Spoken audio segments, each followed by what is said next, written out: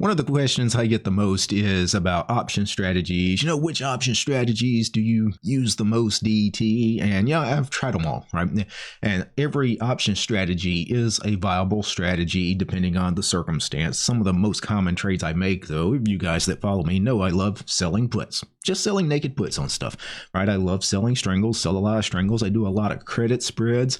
Occasionally I like doing iron condors, but one of my favorite trades is the ratio spread. And the ratio spread is interesting because it's so incredibly flexible. You can do a lot of stuff with the ratio spread, because the difference with a strategy like the ratio spread compared to just selling a put or selling a call or selling a strangle is that the ratio spread is omnidirectional, meaning I'm basically putting on two different trades as one trade, one bullish trade and one bearish trade, right? So if no matter where the stock goes as far as movement, I have the opportunity to potentially profit on that trade. So let me switch over to my trading platform, and I use TASTYTRADE as my trading platform. It's by far the best broker and trading platform, especially for those of us that trade options. So if you're interested in trying out TASTYTRADE, maybe moving an account from another broker over to TASTYTRADE, I actually have an affiliate link in the show description. I'd appreciate it if you use the affiliate link. I make a few bucks when you sign up through that link. But let's go ahead and discuss the ratio spread. So I'm going to use SPY as an example. Let's go put on a ratio spread in SPY. I'm going to go to the 48-day cycle, and let's do the put ratio spread first. So the put ratio spread, typically it involves buying a put debit spread. So we buy some put debit spread. In this case, I went quite a bit out of the money and I bought the 20 delta put, and then below it, say $3 below it, I sell another put. So this is a bearish trade, right? A put debit spread. We're betting that SPY goes down. In this case, this is a really cheap debit spread because it's so far out of the money. I'm only paying $39 for this hypothetical put debit spread, right? Max profit on the trade is $261 because I made it $3 wide. So we're dividing up $300, right? If I paid $39 for the spread, means my max profit on a $3 wide spread is $261. So this is really cool. Nice little cheap hedge if the market goes down in a big way over the next 48 days. But ratio spread is putting on this bearish trade, this put debit spread, and also selling another short put. So on the short put, let's just double it up. And now my total credit on the trade on the two short puts plus the one long put is $424 in credit.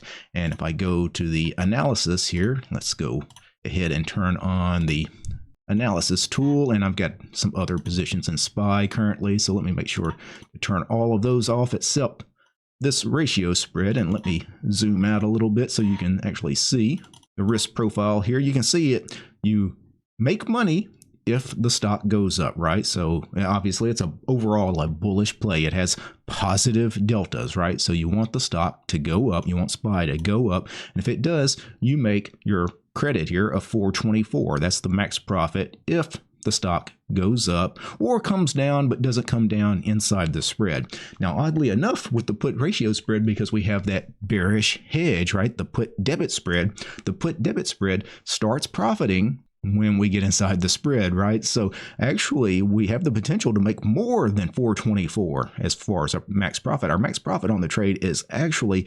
$724 if we held this all the way to expiration, and at expiration the stock finished exactly at the two short strikes. Now that's a very, very unlikely event. You typically wouldn't want to hold something to expiration, especially something that would be so close to at the money. This would be a lot of gamma risk. Plus, even if you did hold to expiration, what are the odds that you're actually going to pin this two short puts, the strike of the two short puts exactly? Again, it's like hitting the lottery. But if that did happen, you would make a max profit of $724 instead of $424. Now, why is the max profit on the ratio spread $3 more, $424 to $724? It's because it was a $3 put debit spread that was a part of the put ratio spread. So you just add the width of the spread to the credit, and that's always your max profit on these ratio spreads. So you can think of a ratio spread, in this case a put ratio spread, it's like selling a naked short put, right? You've got one naked short put plus a put debit spread.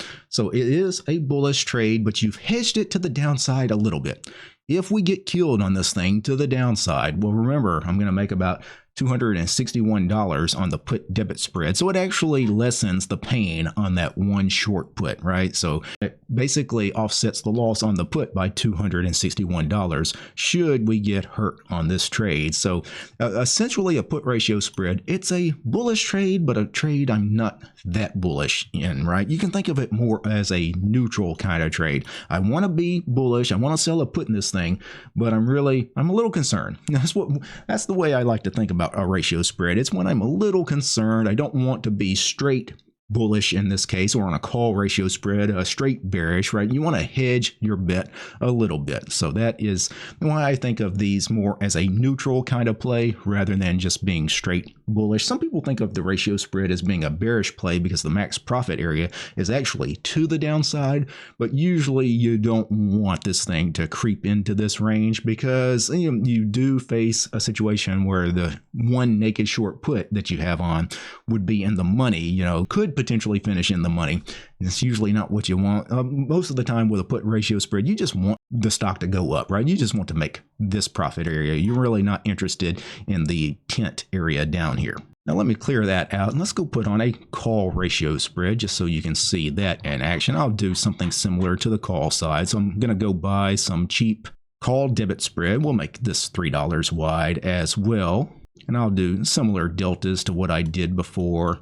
Now the calls are priced a little rich, right? Because SPY is much more likely to go up than down. So I'm going to pay a little more for this call debit spread. I'm going to pay about $70 to make about $230, right, on this call debit spread. But then we need to double up the short puts. I'm going to sell an extra call. Now overall, I receive a $222 credit, right? So as long as SPY trades lower or goes up but doesn't go up into the spread, as long as SPY hangs out, kind of where it's at or goes a little lower over the life of this trade, I have the potential to make a max profit of $222. Now, the max profit, of course, is not $222 because if SPY creeped up into the spread here, remember, what is the max possible profit on a ratio spread? Well, it's the width of the spread, in this case $3, plus the credit we received. So max profit's actually $522, and we only realize that at expiration if we pinned the two short strikes here at 617.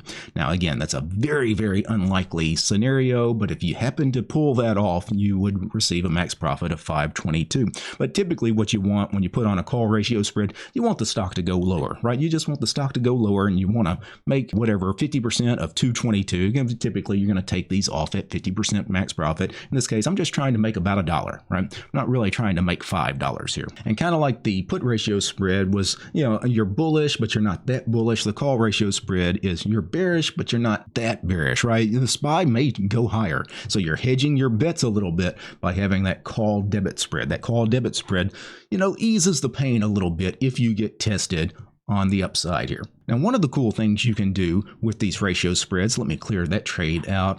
Sometimes, one of my favorite trades is the strangle. Let me go to a different ticker that doesn't have so many strikes. Let me go to Apple. I don't think I currently have an Apple trade on. No, I don't. So let's load up Apple. Let's say Apple.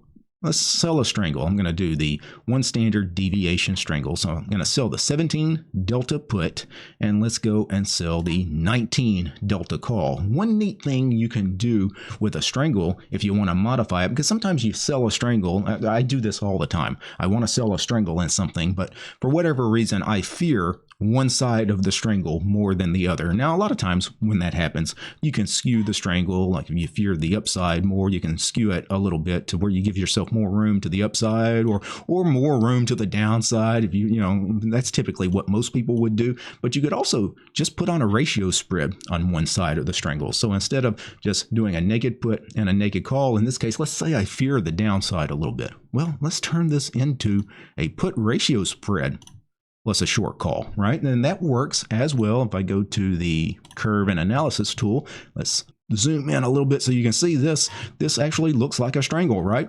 We lose to the upside. We have undefined risk to the upside, and we have undefined risk to the downside as well, because we do have a naked put on, but we don't get hurt as bad on the put side because we do have the put debit spread that's embedded here. In this case, a $5 wide put debit spread, very big put debit spread. So that really eases the pain to the downside. You can actually see my break even on this. It's not the 180. It's all the way down here at 171.38 or so. So I've got almost $9 of runway below my naked short put because of that rather wide put debit spread in this example.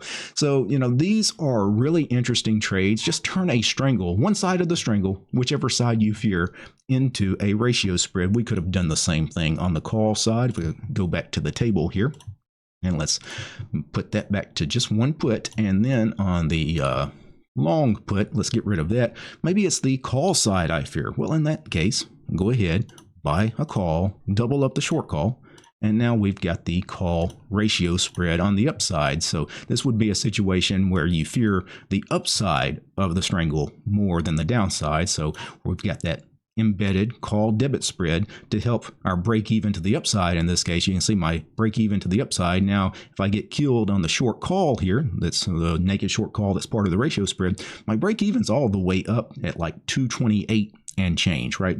$8 above the short call. So I've got plenty of runway should I get tested to the upside. So that is one of the ways you can use a ratio spread to sometimes adjust a strangle to where you're more comfortable on that side that you're fearful of. One final thing I want to show you is if you're fearful of both sides of a strangle.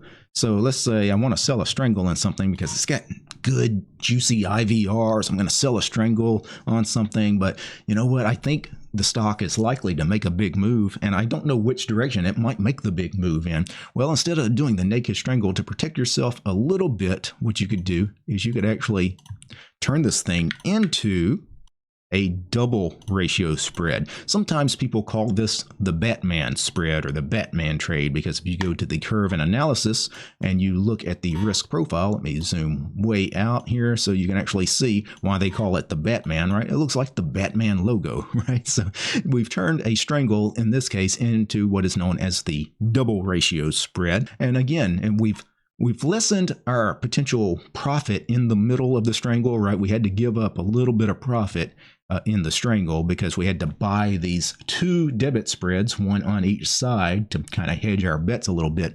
But if we get blowed out on one side, right, if it really moves through our short put or our short call, again, we have some wide break-even points, right? So we've got a little bit of runway to each side on this, where on a strangle, the break-evens would have been much tighter, and it would have caused us a little bit more pain if, again, we get that move in a big way that we're fearing. And actually, before I get off of ratio spreads, one other thing that I sometimes do with a ratio spread, you can actually calendarize these. Just because you put on a debit spread and a naked short option, you don't necessarily have to do them all in the same expiration. Sometimes what I will do is, for example, say I'm bullish on Apple, but in the short term, maybe it reports earnings this week and I want to hedge my bet. I may go and put on a short put in Apple at like 48 days in this case.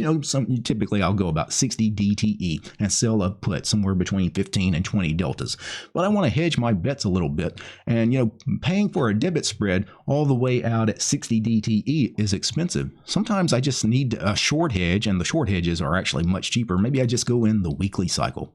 And, I'll do a put debit spread in this cycle because it's much cheaper. In this case, I'm spending $45 on this spread where the max profit's $205. It's $2.50 wide spread here.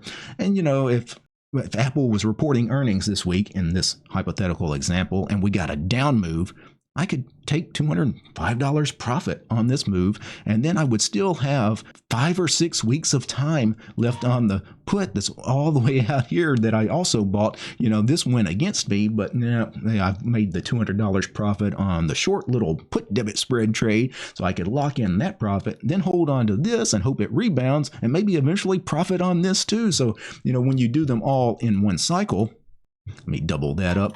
You really can't profit on both the put debit spread and the short put. I mean, you can, but you'd have to hold it very late and you have to play a very risky game of the stock creeping down into this area. But when you calendarize these, have the debit spread, a shorter dated trade than the naked short put itself, It's a little bit easier to play both trades as separate trades and actually profit on both. And that's something I will often do, especially again when companies are reporting earnings. I'll put on the debit spread portion for that weekly trade kind of as a hedge against whatever I'm doing with, for example, a short put or a short call or even a short strangle.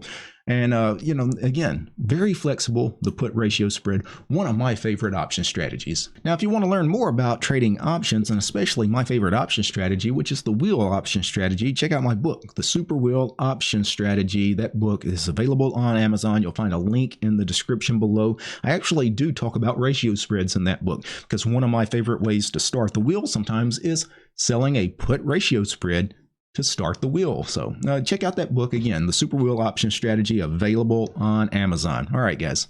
Peace.